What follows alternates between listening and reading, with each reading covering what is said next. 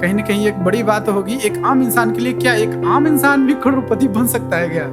जरूर जरूर जरूर जरूर। मैं छोटा सा एक एग्जांपल दूंगा।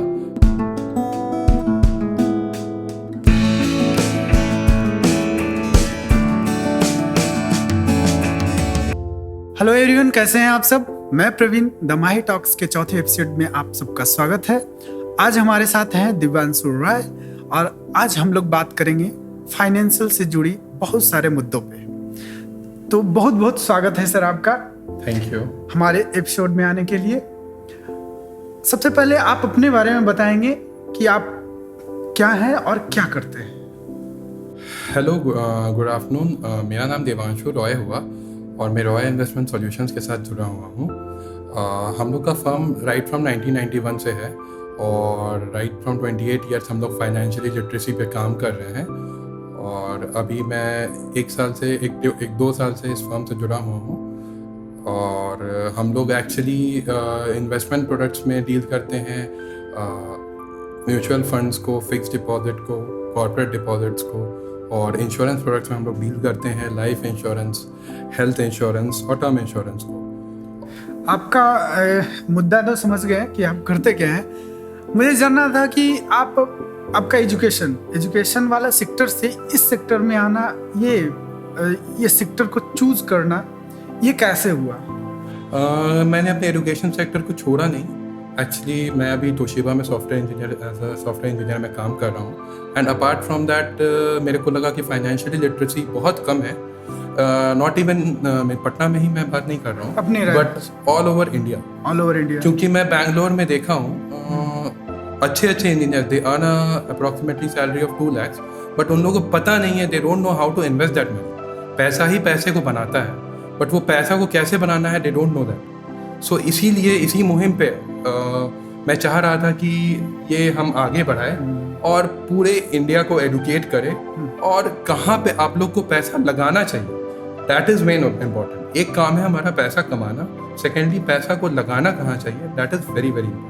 जहाँ तक देखते हैं कि लोग जैसे हम लोग जिस सेक्टर से आते हैं, हम लोग बिहार से आते हैं, तो यहाँ पे क्या है कि किसी तरह से जॉब लोग कर लेते हैं। जॉब करने के बाद देन पैसे तो कमा लेते हैं। कमाने के बाद क्या होता है कि फिर इनिशियल स्टेज पे क्या होता है कि एक आम बच्चा जब स्टूडेंट शुरुआत में कमाना शुरू करता है तो छोटे छोटे बहुत सारे सपने होते हैं। पूरा करने के बाद उसे फिर पता ही नहीं क्या करना है लाइफ में, क्योंकि कहीं ना कहीं 2, 4, 5 साल के बाद हम स्टॉप हो जाते हैं। जो भी मेरी ज़रूरतें हैं, गाड़ी लेना है, बाइक लेना है, देन घर बनाना है, जो भी, लेकिन उसके बाद फिर क्या करेंगे? सारी उम्र कितना खरीदते रहेंगे?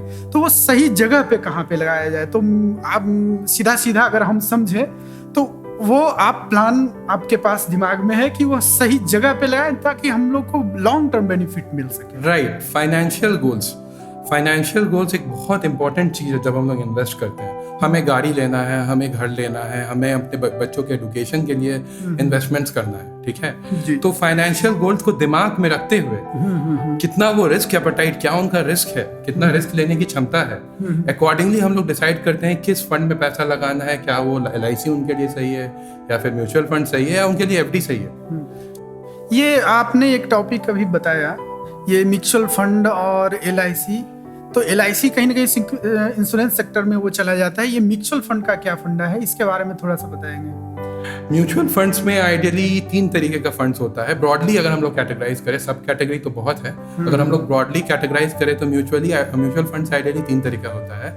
इक्विटी फंड होता है, डेट फंड होता है और बैलेंस फंड होता है। इक्विटी फंड में क्या होता है कि मान लीजिए हम लोग 100 रुपया इन्वेस्ट कर रहे हैं, तो वो 100 रुपया क्या होता है कि हम लोग पूरे वो जो 100 रुपया पूरा एक ही मतलब एक म्यूचुअल फंड कंपनी के पास जाता है और वो 10 या 20 स्टॉक में अकॉर्डिंग जो फंड मैनेजर वहां पे रहते हैं वो डिसाइड करते हैं वो 100 रुपया को कहाँ पे इन्वेस्ट करना है। मतलब अगर हम लोग 100 रुपया इन्वेस्ट करते हैं तो पूरा 100 रुपया मार्केट में ही लग जाता है, उसमें से कुछ भी ऐसा नहीं बचता है जो कि सेफ इंस्ट्रूमेंट हो। तो वो थोड़ा हायर रिस्क का है, बट ऑब्वियसली अगर हाई रिस्क है तो रिटर्न्स भी हाई होंगे।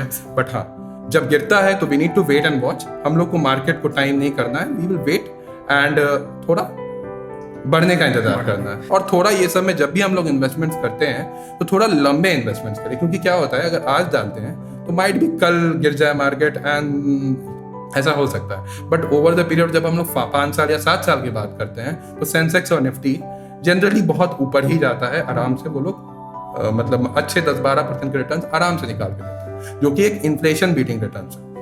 ये एक आम इंसान जो कभी देखा नहीं है ये निफ्टी सेंसेक्स ये सब चीज़, तो कहीं ना कहीं वो अनसिक्योर होता है। तो इसमें क्या मेन टॉपिक क्या होना चाहिए कि लोग कैसे इस चीज़ को समझ पाए कि नहीं यहाँ से भी हम अच्छी जगह पे जा सकते हैं?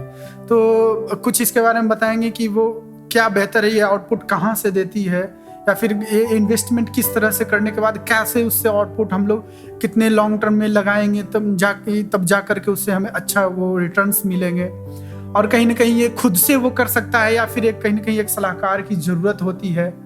देखिए, मुझे तो लगता है कि सलाहकार की जरूरत होती है, क्योंकि बात यह है कि हम लोग सब कुछ खुद से करते हैं। एक इलेक्ट्रिसिटी अगर हम लोग इलेक्ट्रिशियन का काम अगर हम लोग करवाते हैं घर पे, तो ऐसा नहीं बात है वेल एजुकेटेड कि मैं इलेक्ट्रिसिटी का काम कर सकता हूँ घर पे, बट मेरे को जो एक्सपीरियंस्ड पर्सन है वो ज्यादा जल्दी कर सकते हैं, और एक ही काम सबको ही नहीं कर सकता है, और मैं सही दिशा में कर सकते हैं। सही दिशा में कर सकते हैं। कितना आपका रिस्क एपेटाइट है, ठीक है। आज के डेट में बहुत सारे ऑनलाइन प्लेटफॉर्म्स हैं, बट वो सब क्या है कि वो लोग सलाह नहीं देते हैं। वो लोग बस ऐप डाउनलोड कीजिए और इन्वेस्ट कर लीजिए, तो उससे आपको सलाह नहीं मिल पाता है। और वही लोग कितना आपका रिस्क एपेटाइट है, कितना सालों के लिए आप लोग को इन्वेस्ट करना है। वो 3 साल का रिटर्न देखे इन्वेस्ट कर दिया, बट अपना रिस्क एपेटाइट के बारे में उन लोगों ने सोचा ही नहीं। तो वो सब बहुत इंपॉर्टेंट है जब हम लोग इन्वेस्टमेंट को पॉइंट ऑफ व्यू, तो इसीलिए सलाहकार की तो हमेशा जरूरत है मेरे हिसाब से, ठीक है। एंड अपार्ट फ्रॉम दैट ये क्या होता है कि जो हम लोग पैसा लेते हैं वो आइडियली एक फंड मैनेजर जो हम लोग म्यूचुअल फंड के फंड मैनेजर होते हैं, जैसे SBI म्यूचुअल फंड है, HDFC म्यूचुअल फंड है, वो लोग एक प्रोफेशनल हायर करते हैं जो कि आपका पैसा आपके बिहाफ में स्टॉक्स में लगाते हैं, ठीक है। और वो बहुत एक्सपीरियंस्ड होते हैं इस सेक्टर में, ठीक है। इसीलिए वो लोग ज्यादा एक्सपर्टीज है, इसीलिए वो ज्यादा अच्छा रिटर्न जनरेट करते हैं। और कैपिटल इरोड जो होता है वो बहुत कम चांसेस होता है। और कहीं आप लोगों ने, जैसे हम लोगों ने अगर अपना इन्वेस्टमेंट स्टॉक्स पे लगा दिया, तो हम लोग को बहुत अपडेट रहना पड़ेगा कि कब उस कंपनी में कुछ हो गया, कुछ बैड न्यूज हो गया, कुछ मार्केट सेंटिमेंट्स डाउन हो गया, तो वो कैपिटल हमारा इरोड हो सकता है। तो बहुत ध्यान रखना पड़ता है, और अगर हम लोगों ने ध्यान नहीं दिया तो इट कैन आइडियली बहुत ही खराब हो सकता है, मतलब बहुत ही नीचे गिर सकता है। और वही लोग फिर बाद में बोलते हैं कि ये म्यूचुअल फंड खराब है, देन ये खराब है, वो खराब है, पैसा डूब गया, लेके भाग गया, देन वगैरह वगैरह चीजें आते रहती हैं। खराब है। जानकारी होना सबसे बड़ी प्रायोरिटी है। जानकारी अगर सही तरीके से है तो हम लोग फिर रिस्केबल कम है, रिस्क वाला चीजें कम हो जाती है ना। सही डायरेक्शन में जानकारी तो बहुत रिस्क कम हो जाता है। तो कहीं ना कहीं ये तो हर सेक्टर में देखा जाता है कि अगर हमें सही जानकारी नहीं है कोई भी काम को करे तो उसमें तो रिस्क तो भैया हर चीज में है। कोई जान नहीं रहा है कि भाई इतना साल पढ़ने के बाद अगर सही डायरेक्शन में नहीं एजुकेशन लिए तो पढ़ने के बाद भी कुछ नहीं होता है। बहुत लोग हैं जहाँ से हम लोग बिलोंग करते हैं, यहाँ पे भी देखते हैं पढ़ लिए लेकिन किसी को गोल ही नहीं पता है पढ़ने के बाद करना क्या है। पैसा भी कमा लिए लेकिन पता ही नहीं कहाँ सही से डायरेक्शन ही नहीं मिल रहा है कि कहाँ इन्वेस्टमेंट करें, देन वो फिर सही बात है। जानकारी सबसे पहले कोई भी अगर हम लोग काम करते हैं तो हमको बैकग्राउंड वर्क करना पड़ता है। इन्वेस्टमेंट ही नहीं, कोई भी सेक्टर से हम लोग जुड़े हुए हैं, हम लोग को बैकग्राउंड वर्क करना पड़ता है पहले कि करना क्या चाहिए, उस सेक्टर के बारे में रिसर्च करना पड़ता है। और इन्वेस्टमेंट ऐसा सेक्टर है जो कि बहुत ज्यादा वास्ट है, इसीलिए इसके ऊपर नॉलेज होना बहुत ज्यादा जरूरी है। और हर एक, इवन एक रिक्शा चालक से लेके एक डॉक्टर तक सबको इस चीज के लिए जानकारी होना चाहिए। उनके पास एक प्रोफेशनल फाइनेंशियल एडवाइजर जरूर होना जरूर। अगर ये एक चीज और हम बात करना चाहेंगे कि जिन्हें जो ऐसे चीजों में थोड़ा सा डरते हैं कि छोटे इन्वेस्टमेंट बहुत दिन करें या फिर एक बिग अमाउंट कहीं पे डालना हो, लगाना हो, तो उसके लिए क्या है? मतलब ऐसा कुछ है कि एक बड़ा अमाउंट है, चलो कमा लिए 10 लाख 20 लाख 50 लाख 1 करोड़ या 5 करोड़ है हमारे पास, तो कहीं पे एक सटीक आइडिया जहाँ पे वो लगा करके वो अपने लॉन्ग टर्म के लिए इनकेस वो जब वृद्ध हो जाते हैं तो वहाँ पे एक अच्छा खासा रिटर्न और बेनिफिट है। लाइक इन्वेस्टमेंट में वो किस तरह से इन्वेस्टमेंट कर सकते हैं? देखिए, जैसे कि हमारे इन्वेस्टमेंट सेक्टर की बात कर रहे हैं तो एक्चुअली हमारे पास बहुत सारे रिटायरमेंट लोग आते हैं, ठीक है। जैसे कोई बिहार सरकार से रिटायर किए, रिसेंटली मैंने एक बिहार सरकार से एक सर रिटायर किए थे, उनके पास कुछ कॉर्पस था इन्वेस्ट करने के लिए। तो आइडियली हम लोग को सब एसेट क्लास में जाना है, ठीक है। 2 एसेट क्लास होता है आइडियली, इक्विटी और डेट, ठीक है। इक्विटी में क्या होता है कि हमारा जो पैसा है वो मार्केट में लग जाता है, तो ज्यादा रिटर्न्स जनरेट होता है, ठीक है। बेनिफिट ज्यादा है। स्टॉक्स में इन्वेस्ट होगा, स्टॉक प्राइस बढ़ेगा तो ज्यादा रिटर्न ज्यादा है, ठीक है। और डेट में क्या होता है, जैसे कि LIC हुआ, फिक्स डिपॉजिट्स हुआ, ठीक है, ये दोनों हुआ कि एक पर्टिकुलर रिटर्न क्या है वो जनरेट हम लोग क्या मिलने वाला है। आज हम 50 लाख रुपया डालें तो हमको उससे कितना यील्ड मिलेगा और हमारा कैपिटल एकदम नहीं इरोड होगा, वो चीज की गारंटी देता है। तो हमेशा हम लोग को, एक इंग्लिश में कहावत है, don't put all your eggs in one basket, ठीक है। तो वही यहाँ पे भी अप्लाई होता है कि अगर हमारे पास मान लीजिए 50 लाख रुपया है तो उसको एक जगह नहीं डाल के 2-3 फाइनेंशियल इंस्ट्रूमेंट में डाल के हम लोग अपना रिस्क एपेटाइट कर सकते हैं और कम कर सकते हैं और रिटर्न्स को मैक्सिमाइज कर सकते हैं। तो ऐसे हम लोग हमेशा, हमारा एजेंडा यही होना चाहिए। तो ये बात है। सही है, सही। तो बहुत सही है। तो मैं पूछना चाहूंगा कि इस सेक्टर में आप कब से हैं और कब से काम कर रहे हैं? मेरा लगभग इस सेक्टर में एक्सपीरियंस हुआ है 3 साल के आसपास। एक्चुअली हमारे फर्म जो है राइट फ्रॉम 1991 है। तो मेरे पापा जो स्टेट बैंक ऑफ इंडिया में काम करते थे वो राइट 25 ईयर्स 1991 से लगभग 27 ईयर्स उन्होंने इस फर्म को आगे बढ़ाया। We have a lot of clientele base in Patna, ठीक है। तो अनफॉर्चुनेटली उनकी लास्ट ईयर डेथ हो गई। तो उसके बाद मैंने सोचा कि हमारे क्लाइंट्स जो है, जो हमारे ऊपर पूरी तरह से निर्भर है, ऐसा नहीं होता है कि आप इन्वेस्टमेंट लीजिए, वो पूरी तरह से निर्भर हो जाते हैं आपके ऊपर, बिकॉज वो बहुत ही मेहनत का पैसा आपको कमा के दे रहे हैं and they have a trust on you. हम लोग का एक गुडविल है मार्केट में। तो मैंने सोचा कि अब हम लोग को इस सेक्टर को, मेरे को इस सेक्टर को एक्सप्लोर करना पड़ेगा और आगे बढ़ाना पड़ेगा इस सेक्टर को। तो लास्ट 3 ईयर से अप्रोक्सीमेटली मैं इस सेक्टर में हूँ और मैं आगे बढ़ा रहा हूँ अपने पापा के काम। बहुत अच्छी बात है जो अपने पापा के काम को इतना आगे ले जाए। आई विश कि बहुत आगे ले जाएं आप और बहुत लोग मदद करें और बहुत लोग लाभान्वित हो आपके काम से। तो अब चलिए हम लोग बात करते हैं आगे कि इस सेक्टर में आप जब जुड़े तो आपको पर्सनल लेवल पे क्या बेनिफिट मिला? आपको क्या लगा, ये काम से खुशी मिलता है या सिर्फ एज ए बिजनेस देखते हैं, या फिर लगता है कि नहीं लोगों को कहीं ना कहीं हेल्प करना चाहिए? नहीं, एज अ बिजनेस तो नहीं देखते हैं, ठीक है। इससे बहुत सारा चीज़ होता है। मेरे को इंटरनली बहुत खुशी होता है जब कोई मेरे से सजेशन ले और मेरा सजेशन सही हो, ठीक है। जितना भी आज के डेट में एक सर, हमारे डॉक्टर सर हैं, डॉक्टर सविताभ कुमार, वो मेरे से 1.5 साल पहले जुड़े हैं, ठीक है। और वो 1 साल पहले वो अपना कुछ इन्वेस्टमेंट, खुद उनका प्रोजेक्ट था हॉस्पिटल वगैरह बनवाना, तो वो हमसे बहुत खुश हुए। वो हमसे बहुत ही ज्यादा खुश हुए कि उन्होंने मैंने उनका पैसा राइट टाइम लगाया और राइट टाइम मार्केट से निकाल दिया।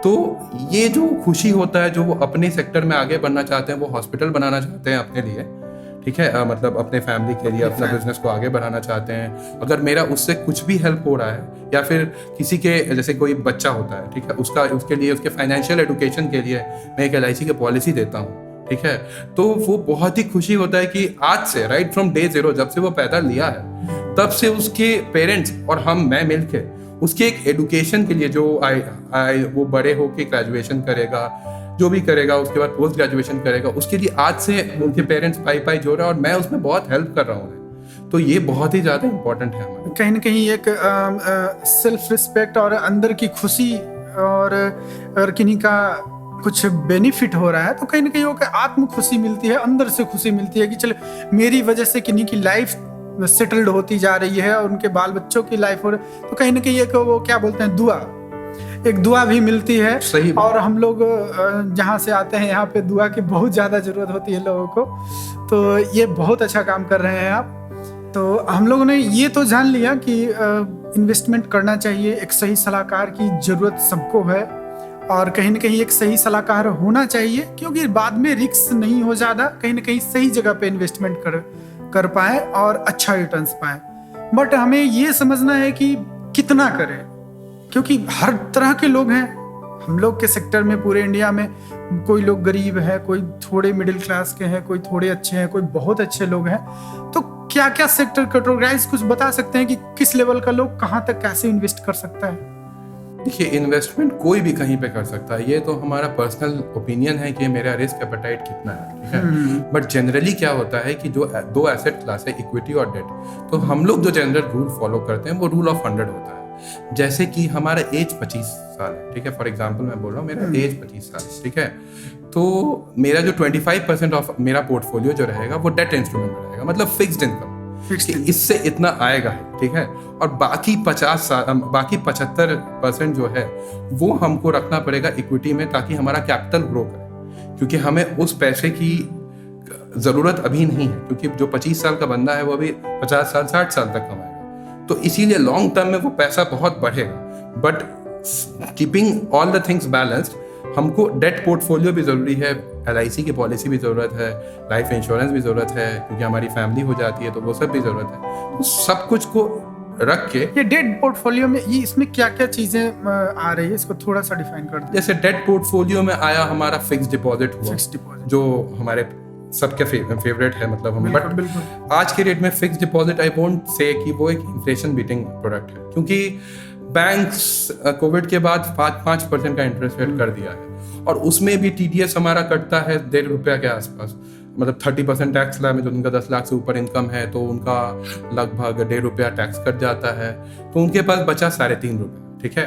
तो आइडियली वो इन्फ्लेशन बीटिंग प्रोडक्ट भी नहीं हुआ, क्योंकि इन्फ्लेशन हमारी इकोनॉमी में 6% के आसपास है, हर साल जो इन्फ्लेशन इंडेक्स गवर्नमेंट निकालती है वो 6% के आसपास निकालती है, तो बहुत अच्छा एसेट क्लास नहीं है, बट स्टिल जो लोग इन्वेस्ट करना चाहते हैं उनका जो है एकदम नहीं रिस्क लेना चाहते हैं अपने कैपिटल पर, ठीक है। सेकेंडली लाइफ इंश्योरेंस है, ठीक है, लाइफ इंश्योरेंस में यूलिप के अलावा जो भी लाइफ इंश्योरेंस होता है, ट्रेडिशनल प्लान LIC की जो भी होती है, इतना देंगे तो इतना मिलेगा ही, ठीक है। अपार्ट फ्रॉम दैट 7% के आसपास अगर अच्छे मतलब थोड़ा लॉन्ग टर्म इन्वेस्टमेंट्स के बारे में हम सोचे, जैसे कि बच्चों के एजुकेशन के लिए, हमारे रिटायरमेंट के लिए, तो वो 7-7.5% के आसपास रिटर्न आराम से निकाल के दे देती है, और एक फिक्स्ड रिटर्न है, ठीक है। अपार्ट फ्रॉम दैट उसमें टैक्स बेनिफिट्स भी होते हैं, 80C वगैरह, और जो हमारा टैक्सेबल इनकम को घटा देती है, और जो मैच्योरिटी वैल्यू है वो भी कंप्लीटली टैक्स फ्री होता है, तो उसमें कटता नहीं है। तो अगर 7% का भी रिटर्न देता है, अगर उसमें एक भी रुपया कटे नहीं और उससे मेरा टैक्स सेव हो, तो वो अच्छा इंस्ट्रूमेंट हो। बिल्कुल, क्योंकि FD में कटता भी है तो वो बहुत ही थोड़ा अभी कम हो गया, but over the period of time अगर रेट ऑफ इंटरेस्ट बढ़े तो it can be also good, but right now हम लोग FD रिकमेंड नहीं करते, ठीक है। बस ये दोनों हो गया। Apart from that corporate bonds हो गया। कॉर्पोरेट बॉन्ड्स में होता है कि जैसे कि मान लीजिए कोई भी कॉर्पोरेट सेक्टर की कंपनी है, जैसे एक्सेंचर है या कोई भी कॉर्पोरेट, बड़ी कॉर्पोरेट, रिलायंस, ठीक है, अगर उनको पैसा चाहिए मार्केट से, तो वो लोग 2 तरीके से पैसा उधार ले सकते हैं मार्केट से। एक होता है अपने इक्विटी निकाल, मतलब शेयर में इन्वेस्ट करवा के, जो लोग इन्वेस्ट करते हैं शेयर में, मतलब उनके पास अपने पास पैसा चला गया, ठीक है। Apart from that second type of capital जो वो रेज कर सकते हैं वो थ्रू बॉन्ड होता है। बॉन्ड में क्या होता है कि वो मान लीजिए 1 लाख रुपया अपना बॉन्ड इशू किया, तो वो 8% का इंटरेस्ट देगा आज से 5 साल तक, तो वो फिक्स रेट ऑफ इंटरेस्ट दे देगा। तो कॉर्पोरेट बॉन्ड्स भी एक बहुत बड़ा सेक्टर है, लोग एक्सप्लोर नहीं करते क्योंकि फाइनेंशियल लिटरेसी नहीं है, ठीक है। जनरली कॉर्पोरेट्स बड़े रिलायंस का बॉन्ड लेने में एक भी नहीं सोचना चाहिए, क्योंकि AAA+ रेटिंग उन लोग का जनरली बॉन्ड रहता है, तो उसमें कोई दिक्कत नहीं। रिलायंस को अगर पैसा दिया, आपका पैसा सेफ। तो ये सब चीज़ है, ये सब चीज़ लोगों को जानना पड़ेगा, समझना पड़ेगा, तो ये सब चीज़ और एक्सप्लोर करना पड़ेगा, एडवाइजर के थ्रू जुड़ना पड़ेगा, तो वो लोग बहुत कुछ आपको बता सकते हैं। तो कहीं ना कहीं ये सब सारी चीज़ें तो क्लियर हो गई, बात बहुत कुछ समझ में आया। कहीं ना कहीं मुझे भी लगा कि अगर अर्निंग है तो कहीं ना कहीं एक बेहतर फ्यूचर के लिए इन्वेस्टमेंट बहुत जरूरी है, बहुत जरूरी है, और ये सबको करनी चाहिए। अर्निंग है, अर्निंग कम है, उससे कोई मतलब नहीं, कम है तो थोड़ा कम करें, लेकिन बट स्टार्ट करना जरूरी है, स्टार्ट करना जरूरी है। अगर स्टार्ट ही नहीं करेंगे, पावर ऑफ कंपाउंडिंग एक चीज होता है, हम लोग जब इन्वेस्टमेंट्स लेते हैं, जितना ज्यादा टाइम उतना ज्यादा पैसा, ब्याज जो ब्याज समझ लिया, वो फाइनेंशियल फ्रीडम जो हम लोग वर्ड यूज करते हैं वो मिल गया उसको। जो ब्याज को नहीं समझा वो फाइनेंशियल फ्रीडम पे नहीं पहुंच सकता है। जल्दी स्टार्ट करना जरूरी है, भले आप 2 रुपया से स्टार्ट करें, बट जल्दी स्टार्ट करना, जल्दी जितना पहले से आएंगे उतना ज्यादा बेनिफिट होगा, क्योंकि इंटरेस्ट का बात है ना, इंटरेस्ट की बात। अगर एक इंडिविजुअल है, ऐसे भी कहा जाता है टाइम इज मनी, तो टाइम इज, जो जितना वक्त दिया उसके पास उतना पैसा, एकदम भाई। तो मैं एक चीज में पूछना चाहता हूँ कि जैसे एक आम इंसान ये सोच सकता है, कहीं ना कहीं एक बड़ी बात होगी, एक आम इंसान के लिए, क्या एक आम इंसान भी करोड़पति बन सकता है क्या? जरूर। मैं छोटा सा एक एग्जांपल दूंगा। म्यूचुअल फंड में एक रूल ऑफ 15 होता है, ठीक है। अच्छा 15,000 का SIP 15 साल में और 15% का रिटर्न अगर डिलीवर किया पोर्टफोलियो, और 15% का रिटर्न थोड़ा टफ रहता है, बट हाँ ये फीजेबल है, क्योंकि लास्ट 2-3 ईयर्स का अगर हम लोग रिटर्न देखते हैं तो 28% सीधा कट टू कट समझते हैं कि 15%, 15,000, इसको डिफाइन थोड़ा सा करेंगे। 15%, 15,000 के SIP 15 साल के, 15 साल, 1 करोड़ रुपया आपके पॉकेट में रहेगा। और फाइनेंशियल फ्रीडम आपके लिए क्या है नहीं पता, बट जनरली एक इसके बाद मिलेगा क्या? यानी कि जिनकी इनकम लगभग, अगर वो अपने सारे इनकम से सेविंग करके 15,000 वो जमा कर सकते हैं 15 साल, पर मंथ जमा करना है ये। हाँ पर मंथ। तो यानी कि जो जिनका सैलरी 50-60 के आसपास है, वो अपना थोड़ा सा मैनेज करके चीजें, पर 15,000 वो जमा करते हैं 15 साल के लिए, तो कहीं ना कहीं वो एक 15 साल के बाद वो करोड़पति नजर आए। करोड़पति नजर, 1 करोड़ का कॉर्पस उनके पास हो। और देन उससे एक्स्ट्रा बेनिफिट भी कुछ मिलने वाला है क्या? उससे वो अपना पूरा लाइफ टाइम पेंशन वो ले सकते हैं, सब कुछ ले सकते हैं। अगर एक बार कहीं ना कहीं एक सेटल्ड लाइफ, जिसको हम लोग कहते हैं एक सेटल्ड लाइफ, उसके बाद भी अगर मन करे तो कंटिन्यू कर सकते हैं। अगर उनको लगे कि एक सफिशिएंट कॉर्पस हो गया, इसके बाद हम नहीं करना चाहते, तो दे कैन रिज्यूम। तो ये मस्त चीज है आप सबके लिए कि अगर थोड़ा सा अपने ऊपर वर्क करें और अपने थोड़ा सा बचत खाते में थोड़ा सा इन्वेस्टमेंट करें और आप भी करोड़पति बन सकते हैं। तो ये बहुत अच्छा चीज बताया सर ने। तो बात है कि हम लोग इन्वेस्ट कर दिए, पैसा लगा दिए, और ये सारा कुछ सिस्टमैटिक चल रहा है लाइफ में। और ये सिस्टमैटिक चलने के साथ सबसे ज्यादा जो नीड होती है, एक पर्सनल लेवल पे मैं अपनी बात करूं, जहां तक मुझे लगता है, तो इंसान के हेल्थ की। क्योंकि कहीं ना कहीं हेल्थ इज वेल्थ कहा गया है कि मतलब आपका शरीर ही सबसे बड़ा धन है आपका। तो इसके बारे में क्या ये इन सब के साथ साथ कुछ ऐसा है कि वो रिस्क कवर करती है, या फिर इससे अलग भी कोई एक पार्टिकुलर सेक्टर है जहां से हम अपने आप को सिक्योर करते हैं कि अगर इन केस कुछ ऐसा हुआ तो कहीं न कहीं हमारे आने वाली पीढ़ी को बेनिफिट मिले, या फिर हमारे रहते हुए भी कुछ बेनिफिट मिले, या फिर हमारे फैमिली को कुछ बेनिफिट मिले। तो इस सेक्टर में क्या है, जहां तक मैं जानकारी जानना चाहता हूँ। हेल्थ के बारे में मैं बोलना चाहूंगा कि हेल्थ के ऊपर हम लोग को सबसे ज्यादा ध्यान देना चाहिए। जी, सबसे ज्यादा इम्पोर्टेंट है। पैसे की बात तो पैसा इन्वेस्ट करना, ये सब चीज सेकेंडरी है, रिटर्न जनरेट करना। हेल्थ तो सबसे ज्यादा इम्पोर्टेंट है। हम तो ये बोलेंगे कि सबको सुबह में या शाम में या कितना भी बिजी शेड्यूल है आप लोग का, उसमें हम लोग को थोड़ा टाइम 1 से 1.5 घंटा हमारे हेल्थ के ऊपर जरूर एलोकेट करना चाहिए। और रहा सवाल आपका कि हेल्थ के लिए हम लोग क्या करवा सकते हैं, जो फाइनेंशियल जो हम लोग एस्पेक्ट में क्या करवा कहीं ना कहीं भाग दौड़ वाली जिंदगी में कमाने में इतनी व्यस्तता हो जाती है कि इंसान नहीं ध्यान रख पाता है, कि अपने ऊपर समझ में नहीं पाता है कि वो कब खाए, सारा शेड्यूल बिगड़ जाता है। तो कहीं ना कहीं अगर जब जॉब उब लगने के बाद वो फिर क्या ऐसा करे कि वो थोड़ा सा ठीक मेंटेन कर पाए और कहीं ना कहीं रिस्क कवर भी हो, आप उसका हेल्थ भी सही रहे, तो इसके लिए क्या है? हाँ वही कि अगर इन केस अगर भगवान ना करे किसी का अगर हेल्थ खराब हो गया, ठीक है, या फिर उनको हॉस्पिटलाइजेशन का जरूरत पड़ गया, तो उस केस में हम लोग के पास रहता है एक हेल्थ इंश्योरेंस, जो कि सबको लेना चाहिए मेरे हिसाब से। एक 18 साल से बच्चे से लेके 90 साल के बुजुर्ग तक को रखना चाहिए, क्योंकि हम लोग जब भी फाइनेंशियल प्लानिंग करते हैं तो उसमें हेल्थ इंश्योरेंस बहुत इंपॉर्टेंट रोल प्ले करता है। जैसे मान लीजिए 15 का रूल मैंने बताया, तो वो 1 करोड़ रुपया तभी बनेगा अगर बीच में कोई एक हेल्थ का लायबिलिटी नहीं आ जाए मेरे पास, क्योंकि वो जरूरी है। तो वही सबको टैकल करने के लिए हम लोग हेल्थ इंश्योरेंस देते हैं लोगों को, ताकि बीच में कुछ भी ऐसा नहीं आ जाए जिससे हम लोग वो जो कैपिटल जो इरोजन कहते हैं, जो 15,000 का जो SIP का हम लोग बात किए, वो रुक जाए। क्योंकि अगर मान लीजिए कुछ भी अगर आता है बीच में फाइनेंशियल मतलब हेल्थ से रिलेटेड, तो वो हेल्थ इंश्योरेंस कवर कर लेता है। और आज हम लोग को पता ही है, हर एक बड़ा बड़ा हॉस्पिटल है पटना में, इतना सारा बड़ा बड़ा हॉस्पिटल है, और वो लोग इलाज करने पे नहीं ध्यान देते हैं, वो लोग पैसा कमाने पे ध्यान देते हैं। और अगर आपके पास हेल्थ इंश्योरेंस नहीं है, तो जितना भी आप पैसा कमाए हैं सब ड्रेन हो सकता है। विश्वास मानिए, मैंने किसी को देखा है, I have seen a person जो कि अपना 1 करोड़ रुपया जो लगभग उन्होंने पूरे जिंदगी में कमाया है, वो 1 करोड़ रुपया उनका हेल्थ इंश्योरेंस नहीं होने के कारण वो पूरा ड्रेन हो गया है। वो रिटायरमेंट का जो पैसा उनके पास आया था वो पूरा ड्रेन हो गया है। तो हेल्थ इंश्योरेंस एक ऐसा चीज है जो कि एक 18 साल से के बच्चे से लेके 90 साल के बुजुर्ग तक के पास होना चाहिए, और 0 से मतलब बॉन्ड से 18 तक तो आप अपने पेरेंट्स के साथ ही इंश्योर। बिल्कुल बिल्कुल बिल्कुल। तो कहीं ना कहीं ये सब लोग के लिए बहुत बेनिफिटेड है चीज, हर लोग को करवानी चाहिए, बहुत ज्यादा है। तो मेरा यही बोलना है कि लाइफ इंश्योरेंस और हेल्थ इंश्योरेंस सबसे पहला जो कमाई है आपको उसमें ही डालना चाहिए, क्योंकि इंश्योरेंस के बाद ही इन्वेस्टमेंट्स आता है।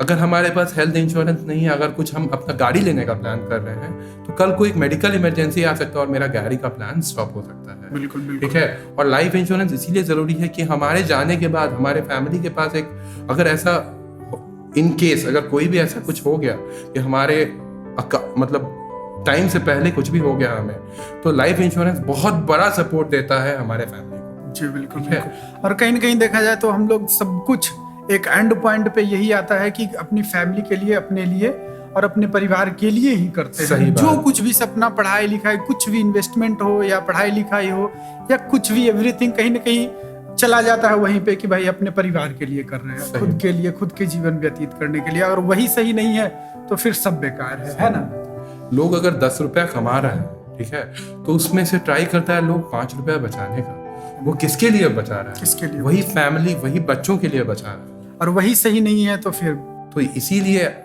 ये बहुत ही ज्यादा इंपॉर्टेंट चीज है कि आप लोग एक हेल्थ इंश्योरेंस और लाइफ इंश्योरेंस जरूर रखें। अगर किसी ने भी हेल्थ इंश्योरेंस नहीं करवाया तो हेल्थ इंश्योरेंस को सबसे ज्यादा प्रायोरिटी देके उस पर आप लोग वर्क कीजिए। बिल्कुल बिल्कुल बिल्कुल।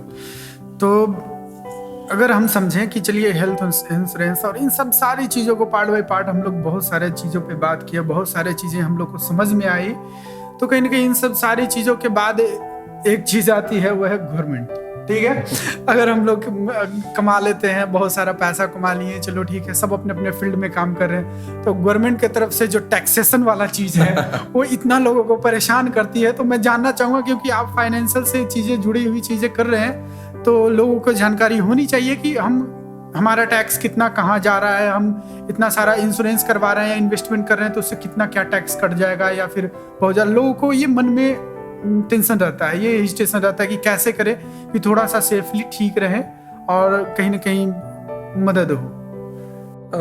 टैक्सेशन तो बहुत बड़ा टॉपिक है, ये बहुत ही बड़ा वास्ट टॉपिक है, बट इन कट शॉर्ट मैं बताऊं तो वेरियस इन्वेस्टमेंट ऑप्शंस को लेके मैं टैक्सेशन के बारे में बताऊं तो LIC से जो भी आप लोग का मैच्योरिटी वैल्यू आता है वो कम्प्लीटली टैक्स फ्री होता है, और म्यूचुअल फंड से जो भी इक्विटी से आपको रिटर्न्स आता है उस पर लगभग आपको 10% के आसपास जो भी आपका गेन होता है उसमें 10% का टैक्स देना पड़ता है। डेट में आपको 3 साल से अगर ज़्यादा इन्वेस्टमेंट आप कर दिए म्यूचुअल फंड में, डेट फंड में अगर आप इन्वेस्टेड है, अगर आप 3 साल से ज़्यादा आप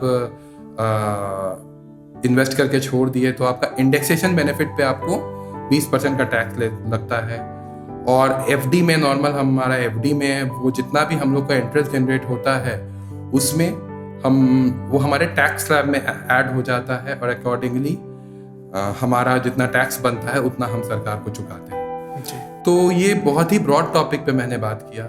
जनरली बहुत ही बहुत सारा चीज होता है, ये बहुत एक शॉर्ट फॉर्म में हम लोग कहीं ना कहीं सरकार भी चलनी बहुत जरूरी है। सही बात है। जहाँ तक देखा जाए कि हम लोग जब बिहार से बिलोंग करते हैं तो यहाँ की अर्थव्यवस्था इतनी लोअर स्टेज पे है कि कहीं ना कहीं लोग इस चीज़ को नहीं समझ पाते हैं। बहुत लोग रिटर्न्स नहीं जमा कर पाते हैं, उसके बेनिफिट्स भी नहीं समझ पाते हैं कि उससे बेनिफिट्स भी होता है या नहीं होता है।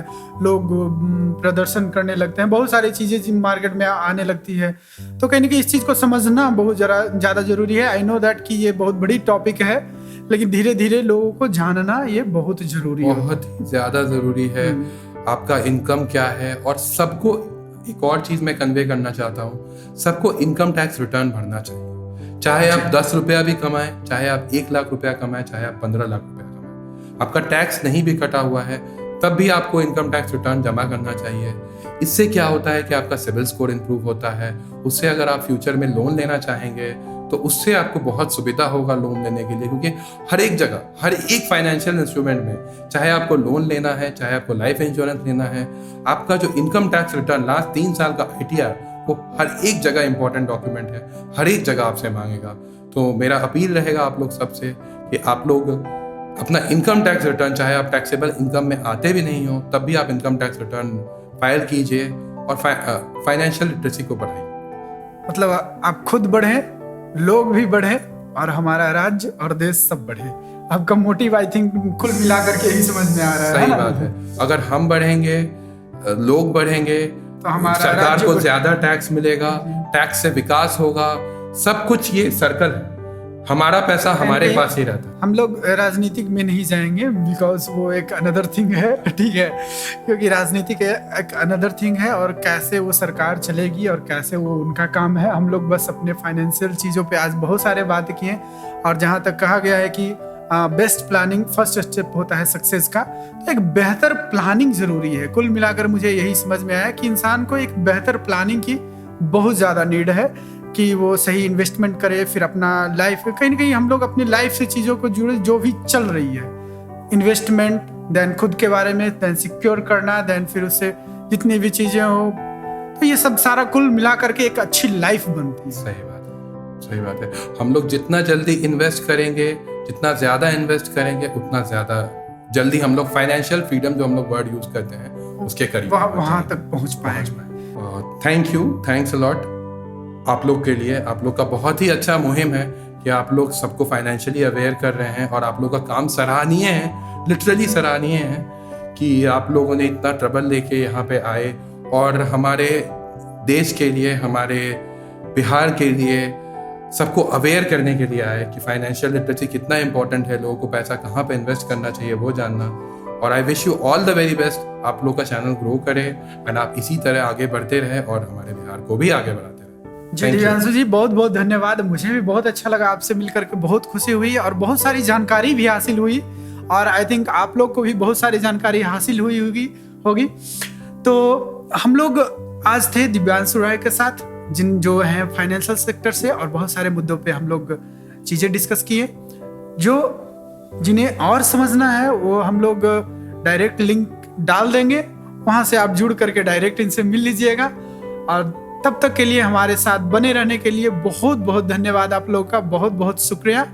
और हमारे इंडिगॉट्स पेज को फॉलो करें, हम इसी तरह के बहुत सारे मुद्दों पे बात करेंगे और बहुत सारे डिफरेंट सेक्टर के लोग हमारे साथ जुड़ेंगे। तब तक के लिए धन्यवाद, बाय, शुक्रिया, थैंक यू।